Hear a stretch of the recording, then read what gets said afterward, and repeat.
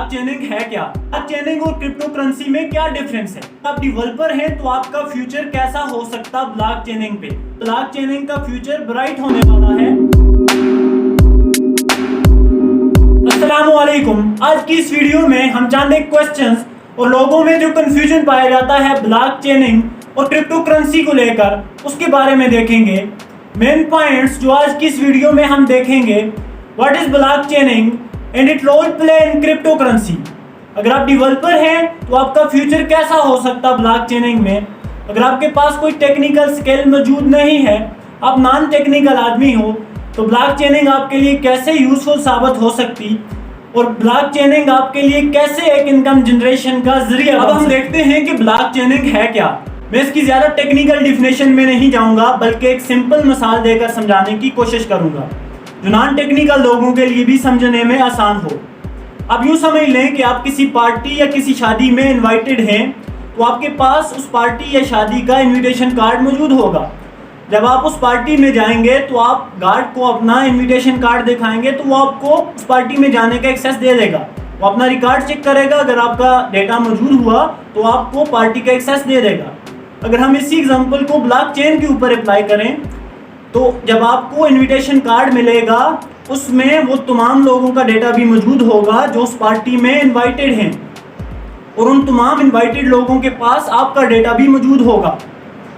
अगर आप अब पार्टी में एंटर करना चाह रहे हैं, अगर गार्ड के पास आप जाएंगे इनविटेशन कार्ड लेकर, वो आपका डेटा चेक करेगा, अगर उसके पास मौजूद हुआ तो वो आपको इजाज़त दे देगा अंदर जाने की।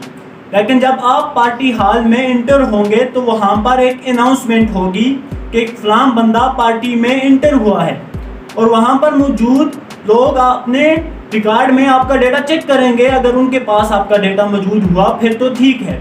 अगर आप कोई टेररिस्ट हुए या किसी रॉन्ग तरीके से अंदर जाने की कोशिश कर रहे हुए, तो इस जगह पर आपने पकड़े जाना है। ब्लॉकचेनिंग का यही फ़ायदा है कि इसमें हमारा डेटा डिस्ट्रीब्यूटेड होता है, किसी एक जगह से कंट्रोल नहीं हो रहा होता, जिससे हमारा डेटा ज़्यादा सिक्योर होता है और हैकर के लिए मुश्किल होता है किसी एक जगह से बैठकर हमारे डेटा को हैक करना। ये पीर टू पीर मॉडल के ऊपर काम कर रहा होता है, यानी कि इसमें हमें किसी थर्ड पार्टी या किसी ब्रोकर की ज़रूरत नहीं होती। हम डायरेक्ट जिससे कांटेक्ट करना चाह रहे होते हैं, हम उससे कांटेक्ट कर सकते हैं। अब हम देखते हैं कि ब्लॉकचेनिंग का क्रिप्टो करेंसी के ऊपर क्या रोल है और ब्लॉकचेनिंग और क्रिप्टो करेंसी में क्या डिफरेंस है। सबसे पहले हम डिफरेंस की बात कर लेते हैं, क्योंकि इस चीज़ को लेकर लोगों में बहुत ज़्यादा सवाल पाए जाते हैं। जब ब्लॉकचेनिंग का कंसेप्ट दिया गया तो उस टाइम ब्लॉकचेनिंग का नाम बिटकॉइन रखा गया। बिटकॉइन हमारे पास एक करेंसी भी है और बिटकॉइन हमारे पास ब्लॉकचेनिंग का नाम भी है। इस चीज़ को लेकर लोगों में बहुत ज़्यादा कंफ्यूजन पैदा हो गया। अब यूँ समझ लें कि ब्लॉकचेनिंग एक टेक्नोलॉजी है और क्रिप्टो करेंसी उसके ऊपर वर्क कर रही है। हमारे पास इस टाइम बिटकॉइन और इथेरियम दो क्रिप्टो करेंसीज हैं जो ब्लॉकचेनिंग के स्ट्रक्चर को यूज कर रहे हैं। बिटकॉइन के पीछे अलग ब्लॉकचेनिंग का स्ट्रक्चर यूज हुआ है और इथेरियम के पीछे अलग ब्लॉकचेनिंग का स्ट्रक्चर यूज हुआ है। आप इस कंफ्यूजन को दूर करें, क्योंकि हमारे पास ब्लॉकचेनिंग एक अलग चीज है और क्रिप्टो करेंसी हमारे पास एक अलग चीज है।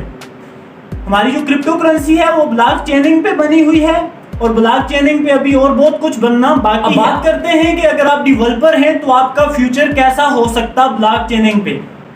अगर आप डेवलपर हो और आपको टेक्निकल चीज़ों का नॉलेज है, तो आपका फ्यूचर बहुत ज़्यादा प्रॉमिसिंग होने वाला है ब्लॉकचेनिंग टेक्नोलॉजी को लेकर, क्योंकि हमारे पास जो हमारी करेंसीज हैं वो तमाम की तमाम ब्लॉकचेनिंग के ऊपर कन्वर्ट हो रही हैं, और आने वाले वक्त में ब्लॉकचेनिंग के ऊपर हमारा फाइनेंस, खास करके हमारी हेल्थ केयर और रियल एस्टेट बहुत ज़्यादा यूज़ होने वाली है।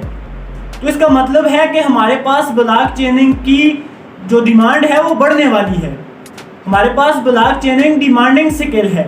अगर आप डेवलपर हैं तो अभी से ब्लॉकचेनिंग के ऊपर वर्क करना शुरू कर दें। अब क्वेश्चन उन लोगों का आता है जिनके पास कोई टेक्निकल स्किल मौजूद नहीं है, वो नॉन टेक्निकल लोग हैं, तो वो ब्लॉकचेनिंग का यूज करके कैसे फायदा उठा सकते हैं और एक स्टेबल इनकम जनरेट कर सकते हैं। अगर आपके पास ब्लॉकचेनिंग का नॉलेज नहीं है तो कोई बात नहीं है, आपको ब्लॉकचेनिंग को समझना आना चाहिए। आपको पता हो कि ब्लॉकचेनिंग क्या है, ब्लॉकचेनिंग की एप्लीकेशन कौन कौन सी है, ब्लॉकचेनिंग की आपको अवेयरनेस हो। आप ब्लॉकचेनिंग प्रोजेक्ट मैनेजर या ब्लॉकचेनिंग कंसल्टेंट वर्क कर सकते हैं, जिसके लिए आपको कोडिंग या टेक्निकल नॉलेज की कोई इतनी खास जरूरत नहीं हो। लास्ट में इतना ही बताऊंगा कि ब्लॉकचेनिंग का फ्यूचर ब्राइट होने वाला है, अगर आप डेवलपर हो या कॉमन मैन हो। अगर आपको इंटरेस्ट है ब्लॉकचेनिंग बेस्ड प्लेटफॉर्म के ऊपर, तो इससे अच्छा टाइम हो ही नहीं सकता। Go and get involved in blockchain technology. Thanks for watching and we will see you in the next video.